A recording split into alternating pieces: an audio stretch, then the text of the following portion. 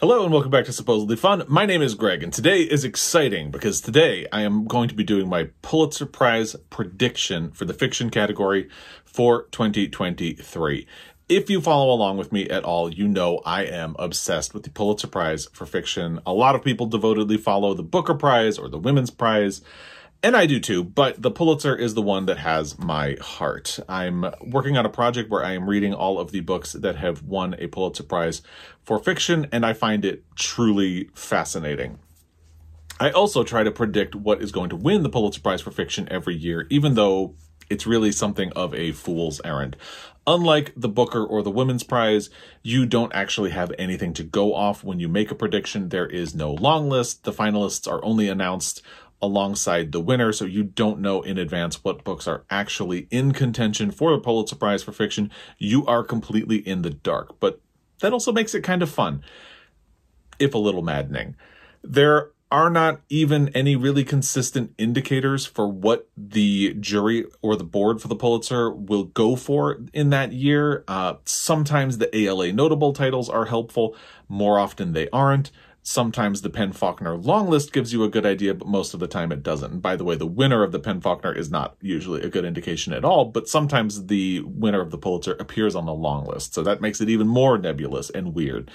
So far, I have managed to at least mention the winner in my prediction videos in recent years, even if only to express skepticism that it will actually win, which is what happened to me with the Nickel Boys in the video that I did for 2020. That will be linked down below. In my defense, it is very rare for a book or an author to win a second Pulitzer Prize for fiction, but it happened for Colson Whitehead. I know there will eventually be a year where I don't see a curveball coming, but honestly, that's part of the fun for me. Before we begin, I should just have a quick note about the process of selecting a winner for the Pulitzer Prize for fiction so you understand how the Pulitzer Prize works. Like other prizes, like the Booker and the Women's Prize, a jury is named for each category, and they are the people who will go through the submissions. We don't get to know who is on the jury until the prize is announced, although we do know who is on the board. And the jury narrows it down to finalists, usually 3, but the number can vary. They don't get to pick a winner, and that's where things can get interesting. They do make a recommendation to the Pulitzer Prize board, and then the board can either go with the jury's recommendation, they can choose a different book from among the finalists, or they can opt not to award the prize at all. Although that last scenario is really unlikely to happen again after the controversy that came in 2012, which was the last time the board failed to select a winner, even though there were 3 finalists that year. I have a whole video about that. It will also be down below. This selection process is not entirely unlike the way it works for the Booker or the Women's Prize, but it does manage to keep you on your toes more than those prizes typically do. The Pulitzer also has a mandate, which needs to be taken into consideration, although how it is applied is often very murky. The mandate is for distinguished fiction published in book form during the year by an American author, preferably dealing with American life. Anyway, let's get to the candidates. I have divided them into a couple of different categories to make it a little bit easier to discuss them in groups rather than go one by one and try to lump them into categories willy-nilly. At the end of the video, I am going to make my prediction, and I'll talk about what I would like to see when. There will be timestamps for each category in the description box down below. And on May 8th, we will find out if I am correct. It's going to be scary. It's scary every year. It is. But that, again, that is part of the fun of this whole thing. I'm also going to have a link to a blog post with all of the prediction material that will be in here if you'd like to actually look at a list of all of this stuff and the pedigree for each book that makes it a candidate and all of that stuff. That will also be down below. But let's get into it. The first category we should talk about are the frontrunners. Now, since I'm calling these books frontrunners, you can probably guess that these are the books and the authors that I think have the best odds at winning, even though the odds don't usually mean much of anything. These books might have the highest pedigree, but sometimes that can work against you. In fact, in the last 20 years, a heavy favorite has only won the Pulitzer Prize for fiction 4 times. 5 if you include the Nickel Boys, which I don't really, because I handicapped it because its author had already won a Pulitzer. And as I said, it's really difficult to win a second Pulitzer Prize for fiction. And in case you're wondering, I'm counting the following 4 books as frontrunners or heavyweights that actually did win since the year 2003. The Road, A Visit from the Goon Squad, All the Light We Cannot See, and The Underground Railroad. So, as with any category that we will be looking at today, take this with a big old grain of salt. And the first book we should talk about in the frontrunner category is probably the frontrunner. It's Trust by Hernan Diaz. With each book, I'm going to talk a little bit. I've taken the smallest, most relevant part of the blurb for each book online, and I've pasted it into this blog post that I am referring to as I film this video. So again, if you go to that blog post, you can read these, but I'm going to keep it really short and sweet. The blurb for Trust is as follows. At once an immersive story and a brilliant literary puzzle, Trust engages the reader in a quest for the truth while confronting the deceptions that often live at the heart of personal relationships, the reality-warping force of capital, and the ease with which power can manipulate facts. This book was a New York Times Top 10 Book of the Year, a Washington Post Top 10 Book of the Year. It was on the Booker Prize long list. It was an ALA notable title. It was in the New York Times 100 Notable Books of 2022. It was a Kirkus Prize winner. It was among the New Yorker's Best Books of 2022, and Hernan Diaz is a previous finalist for In the Distance in 2018. That's the pedigree of this book. Here's the case for Trust. Trust has been perhaps the most consistently rewarded title from 2022. Its subject matter is largely American, and although it is set 100 years ago, its central themes about capitalism are still very relevant today. And sometimes the Pulitzer doesn't like books that have fingerprints from other book prizes on them, but Trust manages to have a really solid, long pedigree without any obvious ties to other major book prizes. Again, it was on the long list for the Booker Prize, but didn't make the short list. So maybe that helps it out a little bit. And I want to point something out because it was one of the New Yorker's Best Books of 2022. Now, why does that matter? Because David Remnick, the editor of The New Yorker, is one of the board members who will decide which book wins a Pulitzer. But again, take that with a grain of salt, because The New Yorker's Best Books of 2022 list is really long. There are a lot of books on that list. A good chunk of them will be featured on this list somewhere. Still, anytime you hear that a book was featured on The New Yorker's Best Books of 2022 list, remember that it could have a direct connection to the ultimate winner. Because again, someone from The New Yorker is on the board and will help decide who the winner is. Here's the case against Trust. There is a faction of detractors out there who did not enjoy this book nearly as much as the praise would make you think, myself included. I was not a very big fan of this book. And there's also the question of maybe it's too obvious as a frontrunner. The Pulitzer can really love a surprise, and no one will be surprised if Trust ends up winning the prize. Now, let's talk about a different book that is a frontrunner, Demon Copperhead by Barbara Kingsolver. Here is a section from the blurb. Many generations ago, Charles Dickens wrote David Copperfield from his experience as a survivor of institutional poverty and its damages to children in his society. Those problems have yet to be solved in ours. Dickens is not a prerequisite for readers of this novel, but he provided its inspiration. In transposing a Victorian epic novel to the contemporary American South, Barbara Kingsolver enlists Dickens's anger and compassion and, above all, his faith in the transformative powers of a good story. Demon Copperhead speaks for a new generation of lost boys and all those born into beautiful, cursed places they can't imagine leaving behind. This was on the New York Times Top 10 Books of the Year. It was on the Washington Post's Top 10 Books of the Year, the New York Times 100 Notable Books of 2022. It was on the Women's Prize long list, which, by the way, the shortlist for the Women's Prize will be announced before the Pulitzer is announced, but the winner of the Women's Prize will not be announced until after the Pulitzer has already been announced. And Barbara Kingsolver, like Hernan Diaz, has been a previous finalist for the Pulitzer Prize for Fiction.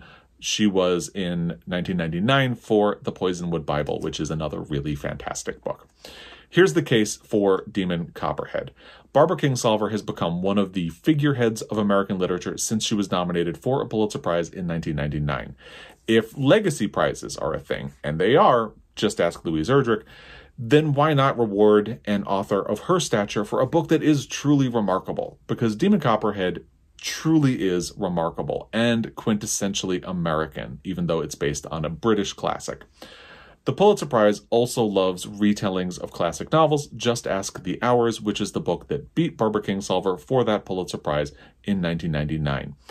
And Kingsolver also feels like an author who should have a Pulitzer, and rewarding her for Demon Copperhead would be a way of getting her one that feels right because it's a good book from a good author. It's not empty calories. You can have your cake and eat it too.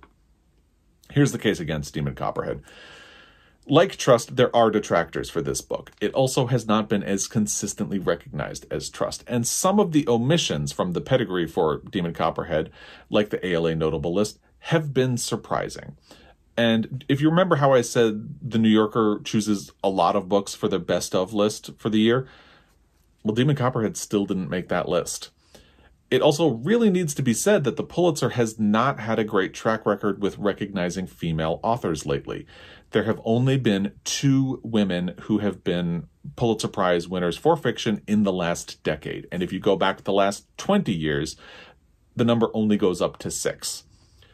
And look, people hate it. They hate it when I bring up gender disparity, but hey, we need to talk about things like this because we need to hold the institutions like the Pulitzer Board accountable when there are lapses like that. And while Trust feels like a more obvious choice, Demon Copperhead also doesn't have any surprise factor if it were to win. And if that's what the Pulitzer Board is looking for, they're not going to get it with Barbara Kingsolver. That takes us to the next frontrunner, which is The Swimmers by Julie Otsuka. Here is a section from the blurb. From the award-winning author of The Buddha in the Attic and When the Emperor Was Divine comes a novel that starts as a catalog of spoken and unspoken rules for swimmers at an aquatic center, but unfolds into a powerful story of a mother's dementia and her daughter's love. The last part of that blurb comes from the Washington Post. I feel I should mention that. This was an ALA notable title, and it won the Carnegie Medal for Excellence, which comes from the ALA. It was also one of the New Yorker's best books of 2022. Here's the case for The Swimmers. Sometimes the Pulitzer likes to recognize an author who has had 1 or 2 books that were well liked by critics, but maybe didn't capture popular attention or book prizes. With The Buddha in the Attic and When the Emperor Was Divine, Julie Otsuka fits that profile really well. She's built a reputation for quality that has not really been rewarded yet, and the Pulitzer sometimes likes to recognize authors who play with form, and The Swimmers also meets that brief, beginning with 2 sections told through a chorus of voices, moving from a community story to a personal one. The reason I'm putting it in the frontrunner category and not just calling it a strong candidate is that I really can't think of a case against The Swimmers, except maybe that gender disparity that the prize has recently had, or the fact that a woman with Asian heritage has only won a Pulitzer for fiction 1 time before. I personally didn't think the book navigated its 3 sections very well. I thought it was a little bit weak. It felt like 3 different stories that didn't quite finish and didn't really gel together. I didn't think the transition from a community story to a personal one also worked, but I really seem to be in the minority. Most people who have read this book seem to have liked it a fair amount. It doesn't have the heavyweight status that Trust or Demon Copperhead have, but it's there, and it wouldn't be too surprising if it ultimately wins. And then we have The Furrows by Namwali Serpell. Here is a section from the blurb. Namwali Serpell's remarkable new novel captures the uncanny experience of grief. The way the past breaks over the present like waves in the sea, The Furrows is a bold exploration of memory and mourning that twists unexpectedly into a story of mistaken identity, double consciousness, and the wishful and sometimes willful longing for reunion with those we have lost. It was a New York Times Top 10 Book of the Year, an ALA notable title.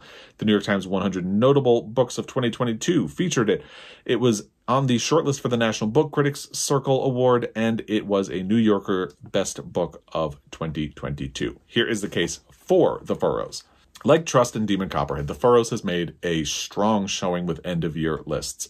Unlike those other 2, The Furrows still has a surprise factor. And like Julie Otsuka, Serpell is coming off of a well-liked book that was not quite recognized by major book prizes. That book was The Old Drift. And while I believe The Old Drift was set in Zambia, where Namwali Serpell is originally from, The Furrows follows a character who grew up in Baltimore, which could go a long way toward appeasing the American life aspect of the Pulitzer Prize's mandate. Here's the case against The Furrows. And here's a sad bit of reality. A black woman has not won the Pulitzer Prize for fiction since Toni Morrison in 1988. And only 2 black women have won in this category at all. I don't think there's an intentional bias at play here, but it is a fact that it hasn't happened in 35 years. And again, people get upset when I point that out, but it does need to be talked about. And if it continues to be the case, it is going to be a problem, if it's not already. That ends the frontrunner category. Let's start talking about some strong candidates. These are books that could be frontrunners, but have some mark against them that could potentially hold them back. Don't be surprised if any of them win, but don't be surprised if they don't either. And the first book we should talk about here is If I Survive You by Jonathan Escoffery. From the blurb, pulsing with vibrant lyricism and inimitable style, sly commentary, and contagious laughter, Escoffery's debut unravels what it means to be in between homes and cultures in a world at the mercy of capitalism and whiteness. With If I Survive You, Escoffery announces himself as a prodigious storyteller in a class of his own, a chronicler of American life at its most gruesome and hopeful.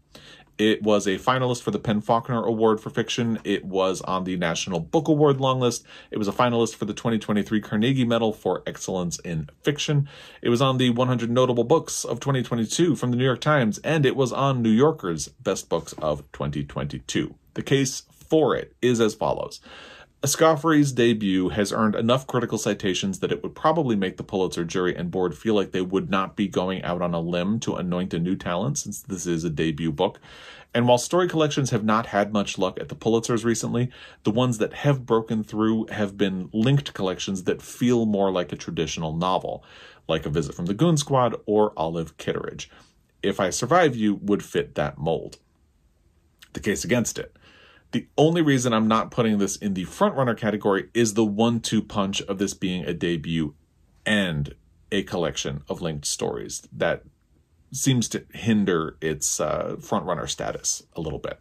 Now let's talk about The Rabbit Hutch by Tess Gunty. Set over one sweltering week in July and culminating in a bizarre act of violence that finally changes everything, The Rabbit Hutch is a savagely beautiful and bitingly funny snapshot of contemporary America, a gorgeous and provocative tale of loneliness and longing, entrapment, and ultimately, freedom. It was the winner of the National Book Award. It was an ALA notable title. It was one of the New York Times 100 Notable Books of 2022, and it was on the New Yorker's Best Books of 2022. The case for it. The Rabbit Hutch does a good job commenting on the state of contemporary America by zooming in on the residents of an affordable housing complex. That could be catnip to the Pulitzer's mandate. The case against it. In a weird way, the National Book Award win kind of counts against this book. Only 5 books have won both a National Book Award and a Pulitzer Prize, and one of those was a paperback prize the National Book Award briefly tried out in the 80s. It just doesn't happen very often. This is also a debut, and one that can be a bit messy in its execution, even if its ideas and ambition are really stellar. Let's go on to the next book, which is another one that I own. It's Night of the Living Res by Morgan Talty. A collection that examines the consequences and merits of inheritance, Night of the Living Res is an unforgettable portrayal of an indigenous community and marks the arrival of a standout talent in contemporary fiction. It was the winner of the PEN Robert W. Bingham Prize for Debut Short Story Collection. It was a finalist for the 2023 Carnegie Medal for Excellence in Fiction, and it was one of the New York Times 100 Notable Books of 2022. Here's the case for The Night of the Living Res. This book is a sucker punch about indigenous life in this country, as well as something about addiction and abuse, generational trauma, racism, family, and so much more. It would fit perfectly with the Pulitzer's mandate while being a good step forward for representation. The case against it.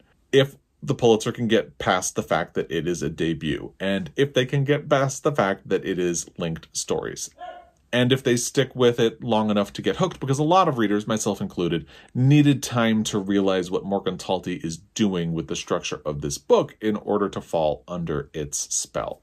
And some people never get over that little hurdle that you really have to orient yourself to this book.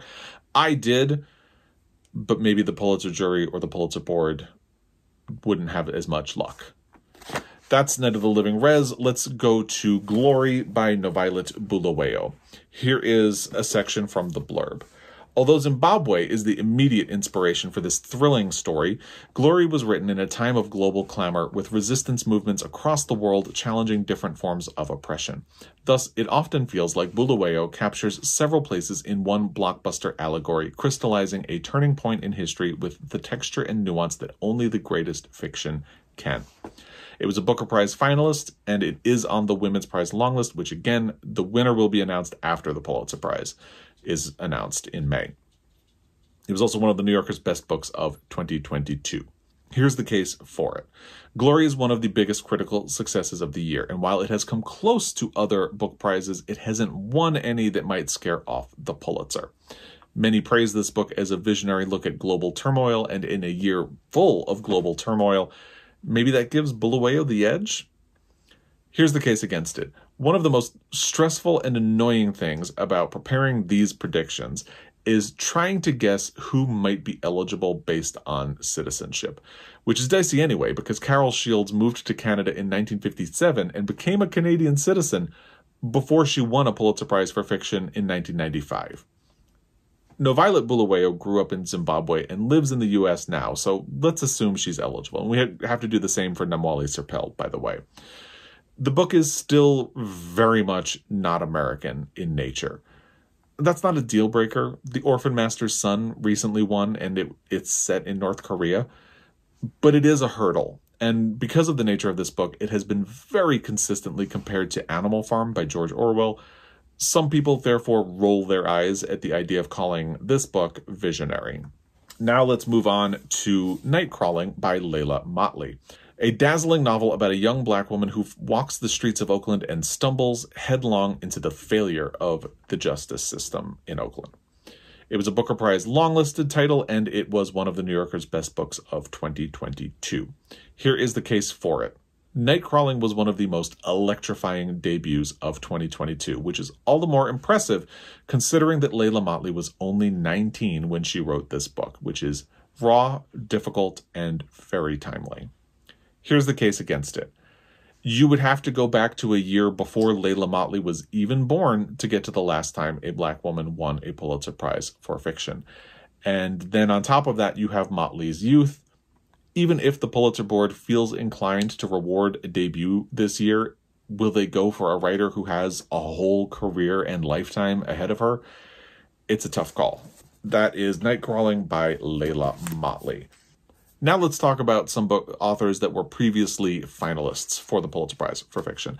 And this is exactly what it sounds like. Authors who have caught the attention of Pulitzer juries in the past but did not win the prize in the end. I can't guarantee that being a finalist helps build momentum. I can't guarantee much of anything helps build momentum. But it does at least mean that these are authors who are known to the board and who are known to be contenders. As a reminder, both Hernan, Diaz, and Barbara Kingsolver were listed as frontrunners, but they have also been finalists before. And the first book I want to talk about in this category is The Birdcatcher by Gayl Jones. A study in black women's creative expression and the intensity of their relationships, this work from Jones shows off her range and insight into the vicissitudes of all human nature, rewarding longtime fans and bringing her talent to a new generation of readers. It was a National Book Award finalist, and it was one of the New Yorker's best books of 2022. Here's the case for it. There are two recent finalists who have experienced a surge in popularity after their nomination, and Gayl Jones is one of them. We're going to talk more about the other, Percival Everett, in a moment. Ever since she became a finalist last year, the words literary legend have been thrown around a fair amount in reference to her. And after a long absence from the literary scene, she is back in the mix this year, offering another chance for people to recognize her from her work. And she is the most recent finalist that I am going to be discussing in this video, because she was a finalist just last year, which means if familiarity means anything with the Pulitzer board, she is very front and center in recent history. Here's the case against it.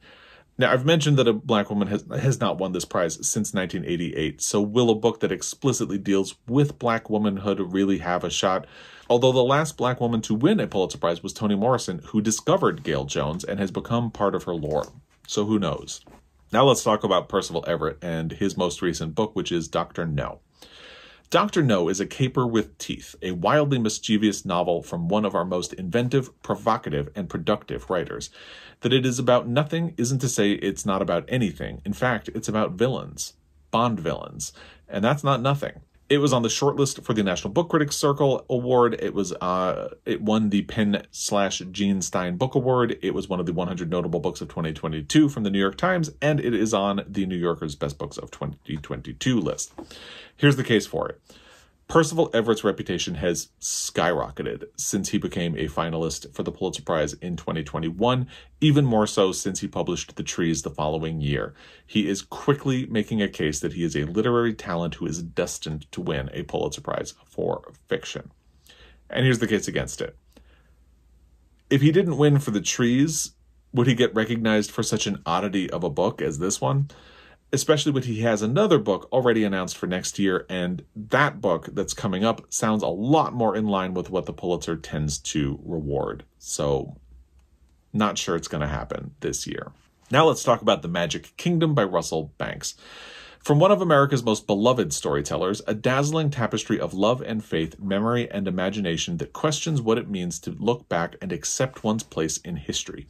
With an expert eye and stunning vision, Russell Banks delivers a wholly captivating portrait of a man navigating Americana and the passage of time. It was one of the New Yorker's Best Books of 2022. The case for it is that in 1986, Banks was actually the author who was recommended to win the Pulitzer Prize, but the board selected another finalist, Lonesome Dove, instead. He lost out again in 1999, and now that he's passed away, The Magic Kingdom represents the last chance a Pulitzer board will have to recognize him. And this is a book that sounds pretty quintessentially American. Here's the case against it. It's been a long time since Banks was a finalist, and his last novel really flew under the radar. That almost makes it feel like there would have to be some seriously dedicated Banks fans on the jury and on the board for this to come together for him. Now let's talk about Babysitter by Joyce Carol Oates. From the blurb. Suspenseful, brilliantly orchestrated, and engrossing, Babysitter is a starkly narrated exploration of the riskiness of pursuing alternate lives, calling into question how far we are willing to go to protect those whom we cherish most. In its scathing indictment of corrupt politics, unexamined racism, and the enabling of sexual predation in America, Babysitter is a thrilling work of contemporary fiction. Here's the case for it. Joyce Carol Oates is the Susan Lucci of the Pulitzer Prize for fiction. No one has been nominated as many times as her without winning. She's also insanely prolific and has become an American institution. The fact that her most recent nomination for the Pulitzer Prize came in 2015 shows that she is still an author who can draw attention from this prize. And despite how prolific she is, she's getting up there in age. The board is probably running out of opportunities to reward Oates if they want to. Here's the case against it. This is one of the only books with no pedigree to speak of in this video. It doesn't feel like anyone really even liked this book, which could explain why it just vanished after it was published. If this wins, it will feel like a legacy prize that will come across way worse than Louise Erdrich winning for The Night Watchman, which is a book that at least had fans. But the site P Prize, which does predictions for the Pulitzer Prize every year, has Babysitter ranked in second place. So maybe I'm missing something. I don't know. Then there is Either Or by Elif Batuman. Here's something from the blurb. From the acclaimed and best-selling author of The Idiot, the continuation of beloved protagonist Saylin's quest for self-knowledge as she travels abroad and tests the limits of her newfound adulthood. It was one of the New Yorker's best books of 2022, and it was on New York Times' 100 Notable Books of 2022. Here's the case for it. Batuman's previous novel, The Idiot, was a Pulitzer Prize finalist that has achieved something of a cult following in the years since it was published. Not only is Batuman coming off of that achievement, but Either Or is a well-liked sequel to The Idiot. And here's the case against it.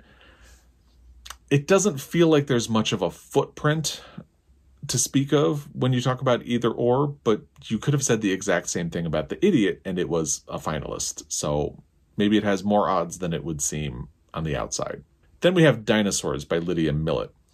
Over 12 novels and 2 collections, Lydia Millett has emerged as a major American novelist. Hailed as a writer without limits by Karen Russell and a stone-cold genius by Jenny Ofel, Millett makes fiction that vividly evokes the ties between people and other animals and the crisis of extinction. It was one of the New Yorker's best books of 2022. The case for it. I think the blurb shows that Millett has been quietly building a reputation as a major American writer, and her last book, A Children's Bible, was a National Book Award finalist, signaling that she could be on the verge of a breakthrough. The case against it is that her Pulitzer nomination was in 2010, so maybe she's just destined for more tempered recognition in her career. We'll find out. Then we go to The Properties of Thirst by Marianne Wiggins. Here's the blurb. Properties of Thirst is a novel that is both universal and intimate. It is the story of a changing American landscape and an examination of one of the darkest periods in this country's past, told through the stories of the individual loves and losses that weave together to form the fabric of our shared history. Ultimately, it is an unflinching distillation of our nation's essence and a celebration of the bonds of love and family that persist against all odds. It was one of the New Yorker's best books of 2022. Here's the case for it. That blurb sounds tailor-made for the Pulitzer Prize's mandate. Here's the case against it. This is one of the most obscure books on this list, but you could have said the same thing about Evidence of Things Unseen, which got Wiggins a nomination in 2004. Let's move to potential surprise winners. The Pulitzer loves surprising prize watchers with a winner who comes straight out of left field. And one of the most difficult things about predicting the Pulitzer is guessing which books could pull off that surprise. This year, I spent a lot of time thinking about it, and let's see how this goes. The first book I want to talk about in this category is The Haunting of Haji Hotak and Other Stories by Jamil Jan Kochai. The Haunting of Haji Hotak and Other Stories is a moving exploration of characters grappling with the ghosts of war and displacement, and one that speaks to the immediate political landscape we reckon with today. It was an ALA notable title, it was a National Book Award finalist, it was one of the New Yorker's best books of 2022, and the case for it is this. It is a book that has been quietly appreciated since it was released, and one which covers very timely and urgent topics with a unique focus on the American aspect of the Pulitzer's mandate. The case against it is everything I've said about story collections having a tough road to a Pulitzer is true here, and so is the fact that it would feel a bit out of the box for a Pulitzer winner. Now let's talk about Mecca by Susan Straight. In Mecca, the celebrated novelist Susan Straight crafts an unforgettable American epic, examining race, history, family, and destiny through the interlocking stories of a group of native Californians all gasping for air. With sensitivity, furor, and a cinematic scope that captures California in all its injustice, history, and glory, she tells the story of the American West through the eyes of the people who built it and continue to sustain it. As the stakes get higher and the intertwined characters in Mecca slam against barrier after barrier, they find that when push comes to shove, it's always better to push back. It was one of the Washington Post's 10 best books of the year, and it was a Kirkus Prize finalist. The case for it. The topic is quintessentially American, a little bit different, and while I don't know many people who have read this book, those who have seem to have loved it. The case against it. This is a book that has kept a very low profile. Without a sample size of discourse to go off of, it's really difficult to know how many people connected with this book and how many didn't. Now let's talk about Sweet, Soft, Plenty Rhythm by Laura Worrell. Delivering a lush orchestration of diverse female voices, Worrell spins a provocative, soulful, and gripping story of passion and risk, fathers and daughters, wives and single women, and finally, Hope and Reconciliation, in answer to the age-old question, how do we find belonging when love is unrequited? It was a finalist for the PEN/Faulkner Award for Fiction. The case for it. The winner of the PEN/Faulkner Award does not really align with the prize often, but the long list can sometimes. Maybe that's a sign that this lesser-known book could be the surprise we're looking for. The case against it is, then again, maybe it isn't. That takes us to My Government Means to Kill Me by Rashid Newson. Vibrant, humorous, and fraught with entanglements, Rashid Newson's My Government Means to Kill Me is an exhilarating, fast-paced coming-of-age story that lends itself to a larger discussion about what it means for a young gay black man in the mid-1980s to come to terms with his role in the midst of a political and social reckoning. It was one of the New York Times 100 Notable Books of 2022. The case for it.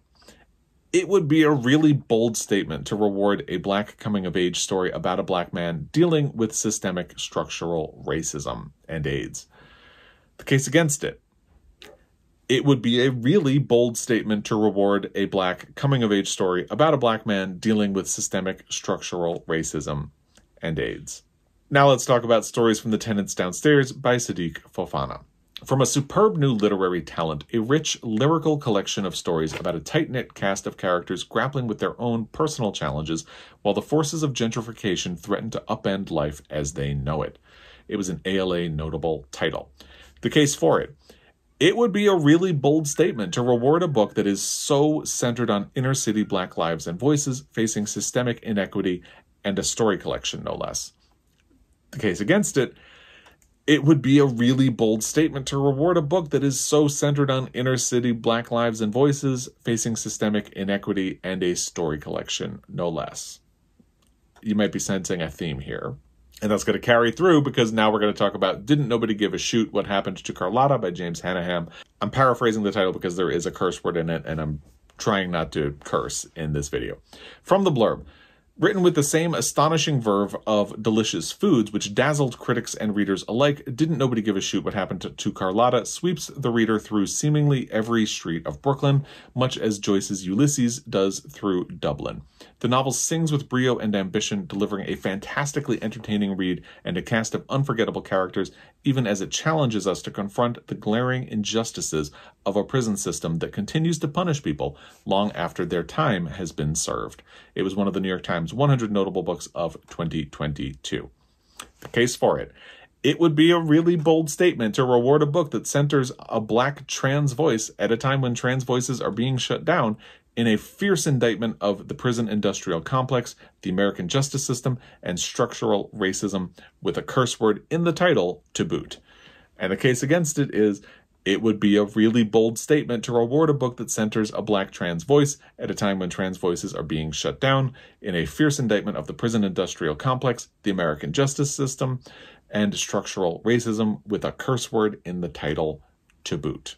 In Bliss Montage, Ling Ma brings us 8 wildly different tales of people making their way through the madness and reality of our collective delusions, love and loneliness, connection and possession, friendship, motherhood, the idea of home. It was a National Book Critics Circle shortlist title. It was one of the New York Times 100 Notable Books of 2022, and it was one of the New Yorker's Best Books of 2022. The case for it is that it would feel very daring for the Pulitzer Board to recognize such an off-brand, quirky story collection. And the case against it is it would feel very daring for the Pulitzer Board to recognize such an off-brand, quirky story collection.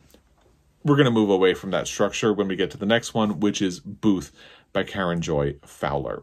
Booth is a startling portrait of a country in the throes of change and a vivid exploration of the ties that make and break a family.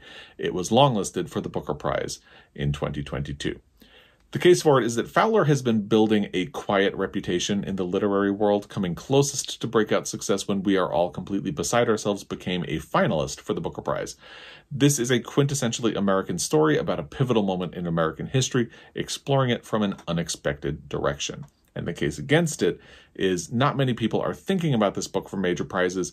It kind of just vanished by the end of the year.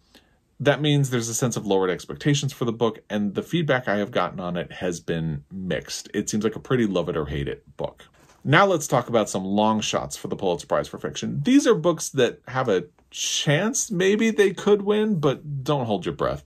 For various reasons, they feel very unlikely. And the first one is Liberation Day by George Saunders. And this is a surprising place to be putting this book. Together, these 9 subversive, profound, and essential stories coalesce into a case for viewing the world with the same generosity and clear-eyed attention Saunders does, even in the most absurd circumstances. It was one of the New York Times 100 Notable Books of 2022, and it was on the New Yorker's Best Books of 2022. The case for it is George Saunders. End of story. Over the last decade, he has become a cultural institution in the literary world. The case against it is that despite that, this book completely lacks the cultural footprint of Saunders' last 2 books, The 10th of December and Lincoln in the Bardo, to the point that I keep forgetting about it.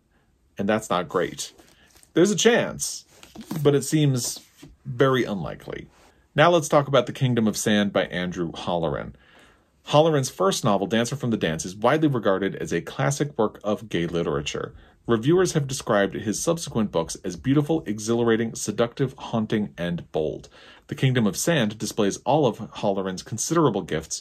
It's an elegy to sex and a stunningly honest exploration of loneliness and the endless need for human connection, especially as we count down our days.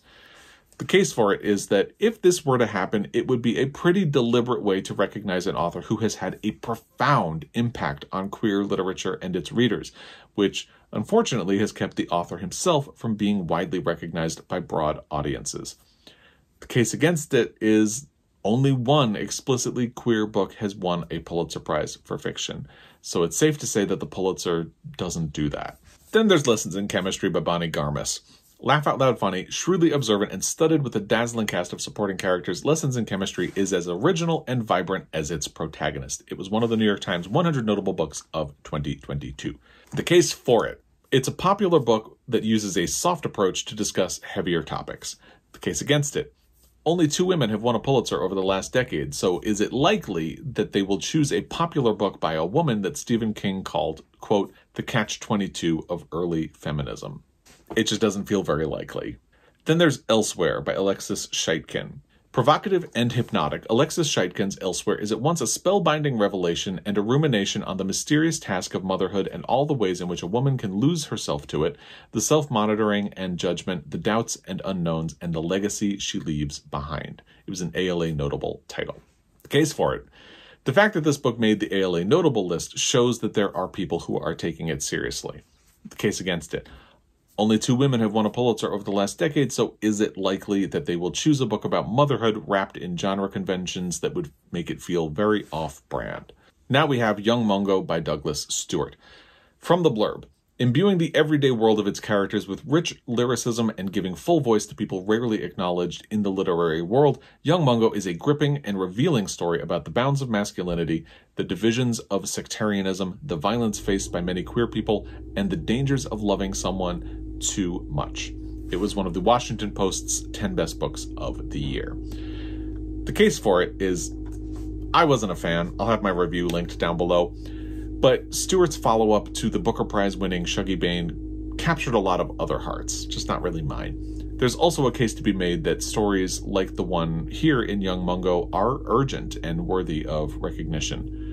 The case against it is that, again, explicitly queer stories like this have not had much headway with the Pulitzer Prize. Less remains the only specifically queer story that has won. And sure, one can hope that the Pulitzer Board will catch up, or at least show support for the LGBTQ+ community by recognizing one of its literary voices, but will they do that for a book that feels way more Scottish than it does American? Stewart has lived in the United States for a long time, but his fiction still reflects his coming of age in Thatcher-era Scotland. That makes this book 2 different kinds of tough sell. And this one feels really unlikely, but I have to include Don't Cry For Me by Daniel Black.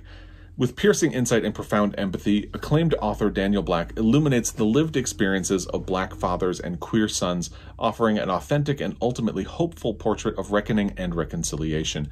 Spare as it is sweeping, poetic as it is compulsively readable, Don't Cry For Me is a monumental novel about one family grappling with love's hard edges and the unexpected places where hope and healing take flight. The case for it is that this was one of my favorite reads of 2022. That video will be down below as well.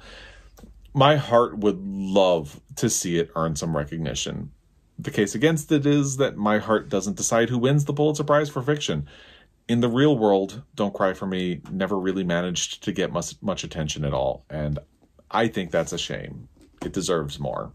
Now let's talk about previous winners of the Pulitzer Prize for fiction.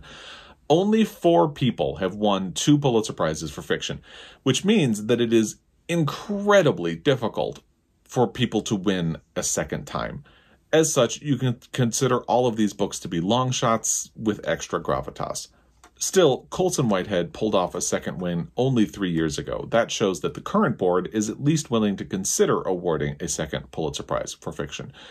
Maybe it will become easier to do it in the future. The first book we should talk about when we consider previous winners is The Candy House by Jennifer Egan.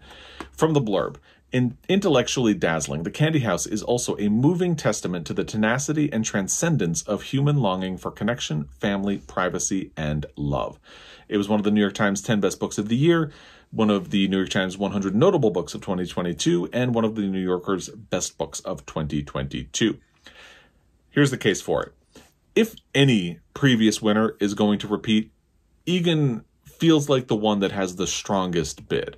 Her book is the best received in this category. Many people were a bit confused about whether or not A Visit from the Goon Squad needed a quasi-sequel at all, and Egan seems to have settled the issue by exceeding expectations and writing a book that many people have fallen in love with. The case against it is that Goon Squad was hailed as a visionary book when it was first published and won a Pulitzer. Over time, conversation around it became a bit more mixed. Nothing kills calling something visionary like giving it time and space to see if that vision bears out. Maybe that means people would be more hesitant about rewarding The Candy House, but then again, the critical response to Candy House seems to have swung discourse around Goon Squad back to the positive. But there is still that already won hurdle facing Jennifer Egan. Now let's talk about Less is Lost by Andrew Sean Greer, a book I did not like. I'll have my review of it down below as well. Here's something from the blurb. With all of the irrepressible wit and musicality that made Less a best-selling Pulitzer Prize-winning, must-read breakout book, Less is Lost is a profound and joyous novel about the enigma of life in America, the riddle of love, and the stories we tell along the way. It was one of the New Yorker's Best Books of 2022. The case for it is that Less was a surprise winner in 2018, first because it's the only explicitly queer book to win, but also because it's a comedy, which is not the usual brand for the Pulitzer Prize for fiction. And also because it was about a trip around the world. The only case you could make for it being about American life is if you buy into the idea that it's satire about Americans abroad. I don't. Anyway, the odds were against Less and it won anyway, so maybe the sequel has better odds than it seems. The case against it is that it feels really unlikely that lightning would strike twice, even if Less is Lost desperately wants to say something about American life. Then we have 2 books to talk about in one, which is The Passenger and Stella Maris by Cormac McCarthy. The Passenger is a fast-paced and sprawling novel, while Stella Maris is a tightly controlled coda told entirely in dialogue. Together, they relate the thrilling story of a brother and sister haunted by loss, pursued by conspiracy, and longing for a death they cannot reconcile with God. It was one of the New York Times 100 Notable Books of 2022. Well, The Passenger was. Stella Maris did not make that list. And both books were one of the New Yorker's Best Books of 2022. The case for it is that releasing 2 linked novels in the same year was a bold creative gamble that appears to have paid off for Cormac McCarthy. The case against it is that I don't know if people will know what to do with 2 different books. It seems like people inclined to choose opt for The Passenger, but even if the Pulitzer Board were to follow suit, it would feel like only rewarding half of the story. And that's tough. Now we get to French Braid by Anne Tyler. Full of heartbreak and hilarity, French Braid is a classic Anne Tyler, a stirring, uncannily insightful novel of tremendous warmth and humor that illuminates the kindnesses and cruelty of our daily lives, the impossibility of breaking free from those who love us, and how close, yet how unknowable, every family is to itself. The case for it is that Anne Tyler's Pulitzer Prize for Breathing Lessons was 34 years ago. That's plenty of time for a prize to feel like new ground for her again. The Pulitzer sometimes loves to reward books that reflect the beauty in everyday life, and that is Anne Tyler's wheelhouse. The case against it is that Tyler was in the running for a Pulitzer several times in the 80s, but has not been again for a long time. Maybe that means that people think her best work is behind her. We'll find out. Then we get to Horse by Geraldine Brooks. Based on the remarkable true story of the record-breaking thoroughbred Lexington, Horse is a novel of art and science, love and obsession, and our unfinished reckoning with racism. It was an ALA notable title and one of the New Yorker's best books of 2022. The case for it is that it feels like Brooks has managed to maintain more of a profile with high literature folks than Tyler, as evidenced by Horse's ALA notable mention. The case against it is that it doesn't feel like enough people got excited by Horse for this to feel at all likely. That takes us to the final book we're going to talk about before we get into predictions, Lucy by the Sea by Elizabeth Strout. From the blurb, at the heart of this story are the deep human connections that unite us even when we're apart, the pain of a beloved daughter's suffering, the emptiness that comes from the death of a loved one, the promise of a new friendship, and the comfort of an old, enduring love. It was one of the New York Times 100 Notable Books of 2022, and it was one of the New Yorker's best books of 2022. The case for it is that Elizabeth Strout's reputation for smart, insightful, and deeply empathetic writing has only grown since she won a Pulitzer for Olive Kitteridge, and Strout's last book, O. William, was a Booker finalist. With appreciation for her work on the rise, maybe it's not so unbelievable that she would become the 5th writer and the first woman to win 2 Pulitzer Prizes for fiction. The case against it is that I'd feel better about her odds if this weren't the 4th book in a series. But O. William was the 3rd book in that series, and it still became a finalist for the Booker Prize, although it didn't win. Let's get into the big category, my prediction. This is what we all came here for. Let's just do it. Back in December, it really felt like this was shaping up to be a two-way race between Demon Copperhead and Trust. But it feels like Trust has been pulling away ever since. I'd been kind of hoping that that dynamic would have continued right up until the announcement of the prize, because it's genuinely fun to watch 2 titans battle it out. Oh well. Here's the thing. My heart wants to predict Demon Copperhead, because it's my favorite, and I really think it would be a great winner. And I've gone with my heart a lot in recent years with my prediction, at least partially because it's so hard to guess. But my heart doesn't have a great track record. And I'm growing a little cynical about the Pulitzer and how it hasn't gone to many women authors over the last 2 decades. Again, only 6. So it starts to feel like I'm setting myself up for failure if I guess Demon Copperhead, although I'm sincerely hoping that I'm wrong. And while I could go with one of the other frontrunners, they're both female authors as well. My next instinct is to bypass Trust completely to choose a book that would be a surprise, because frontrunners have had an even worse track record with the Pulitzer than women over the last 20 years. Again, it's only happened 4 times. But which one do I pick? They all have something that makes them feel unlikely. Maybe I go with my heart's next choice, Night of the Living Rez, but it's both a debut novel and a collection of linked stories, which makes me hesitate again. Maybe I should throw all caution to the wind and predict Don't Cry for Me, but I might as well not make a prediction at all at that point, because I really don't think that's going to happen. That takes me back to the ultimate frontrunner, and I ask myself if I'm so reluctant to predict it because I just didn't like the book very much. And while I don't think that's entirely true, frontrunners really do have a difficult time here. There's probably something to it. So, with a resigned sigh, I'm giving my prediction to Hernan Diaz and Trust. We'll find out on May 8th. And if Demon Copperhead does pull it off, listen for the sound of me doing a heartfelt happy dance. I would love to hear what you think will win the Pulitzer Prize for fiction. If there are books that I've omitted from this video that you would like to point out in the comment section down below. I thought about including Tomorrow and Tomorrow and Tomorrow as a surprise book, but I just really don't think it's going to happen. So I did. But I'd love to hear what you think I left out, what you think will win. Anything in the comment section down below. As always, I really appreciate your time, and I will be back. Until next time, happy reading.